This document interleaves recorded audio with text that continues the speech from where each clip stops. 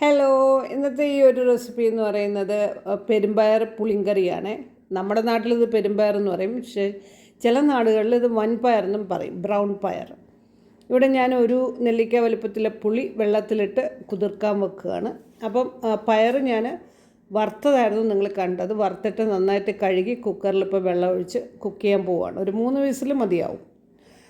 പിന്നെ ഇതിന് വേണ്ട സാധനങ്ങൾ, ആവശ്യമുള്ള സാധനങ്ങൾ: മല്ലി, മഞ്ഞ, മുളക്. അപ്പോൾ ഇത് മല്ലിപ്പൊടി 3/4 ടീസ്പൂണ്, മഞ്ഞൾപ്പൊടി 3/4 ടീസ്പൂണ്, മുളക് പൊടി 1 ടീസ്പൂണ്. പിന്നെ ഇവിടെ നിങ്ങൾ കാണുന്നത് വെളുത്തുള്ളി, വറ്റൽമുളക്, പിന്നെ കറിവേപ്പില, പുളി നിങ്ങൾ കണ്ടല്ലോ. ഇത്രയും സാധനങ്ങളാണ് നമുക്കിതിന് വേണ്ടത്. അപ്പോൾ ഞാനിപ്പോൾ പയർ വെന്തിട്ടുണ്ട്, ഞാൻ അതിനൊരു പാത്രത്തിലോട്ട് മാറ്റുകയാണ്. അപ്പം നമുക്കതിൽ ശരിക്കും പൊടികൾ നന്നായി തിളയ്ക്കുന്നുണ്ട് അടുപ്പിൽ. അപ്പോൾ നമ്മളിത് ഓരോ പൊടികൾ ചേർക്കാൻ പോവുകയാണ്. അതായത് ഇപ്പം നിങ്ങൾ കണ്ട മഞ്ഞ, മല്ലി, മുളക്, ഇത് 3ഉം ഓരോന്നായിട്ട് ചേർത്ത് നല്ല ഹൈ ഫ്ലെയിമിൽ ഇട്ട് തന്നെ നന്നായിട്ട് തിളപ്പിക്കണം കേട്ടോ. ഇത് ശരിക്കും ഈ തിളച്ച് ഇതിൻ്റെ ഒരു പാകം എന്ന് പറയുന്നത് എണ്ണമയം തെളിഞ്ഞ് വരും. അതാണ് ഇത്. ഈ ഒരു കറി നമ്മൾ ചോറിനാണ് എടുക്കുന്നത്. ഉച്ചയ്ക്ക് ഊണിനൊക്കെയാണ് നമ്മളിത്, ചോറിനാണ് പറ്റിയ കറി. നമ്മൾ രസമൊക്കെ കഴിക്കുന്ന പോലെ, രസമൊക്കെ എടുക്കുന്ന പോലെ നല്ലൊരു പുളിങ്കറിയാണ്. അപ്പം ഇത് നന്നായിട്ട് തിളയ്ക്കുന്നുണ്ട്. പിന്നെ ഇനി ഈ തിളച്ച് വരുമ്പോൾ നമുക്ക് പുളി ഒഴിക്കാം. അപ്പോൾ പുളിയും ഉപ്പും ശരിക്കും പാകത്തിനുണ്ടോ എന്ന് നിങ്ങൾ നോക്കണം. പ്രത്യേകിച്ച് പുളി, ഇതൊരു പുളിങ്കറി ആയതുകൊണ്ട് തന്നെയാണ്. അപ്പോൾ ഇതിൽ പുളി എനിക്ക് കുറച്ചും കൂടെ നമുക്ക് ഒഴിക്കേണ്ടി വരും. അപ്പോൾ എന്നാലും ഒന്ന് നന്നായിട്ട് യോജിപ്പിച്ചിട്ട് വീണ്ടും ആ ബാക്കിയുള്ള പുളിയും കൂടെ ഒന്ന് ജസ്റ്റ് പിഴിഞ്ഞ് ഞാൻ ഒഴിക്കുകയാണ്. അപ്പം പാകത്തിന് ഉള്ള പുളിയാകും. അപ്പം ഇനിയിപ്പോൾ നന്നായിട്ട് തിളയ്ക്കുകയാണ്.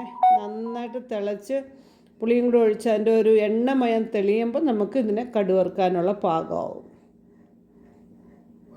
അപ്പോൾ ശരിക്കും നമ്മൾ ഈ ഒരു കറി, എനിക്ക് തോന്നുന്നില്ല എല്ലാവർക്കും ഇത് പരിചിതമാണെന്നുള്ളത്. നിങ്ങൾ അറിഞ്ഞുകൂടാത്തവർ ഇതൊന്ന് ട്രൈ ചെയ്ത് നോക്കണം. ചോറിന് വേണ്ടി പറ്റിയ കറിയാണ്. നല്ല ടേസ്റ്റും നല്ലൊരു മണവുമാണ്.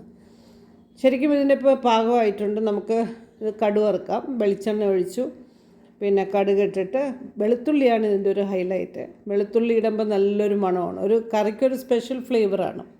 വെളുത്തുള്ളിയും മുളകും പിന്നെ കറിവേപ്പിലയും കൂടി ഇടുമ്പം അത് ശരിക്കും ഒരു സ്പെഷ്യൽ ഫ്ലേവറാണ്.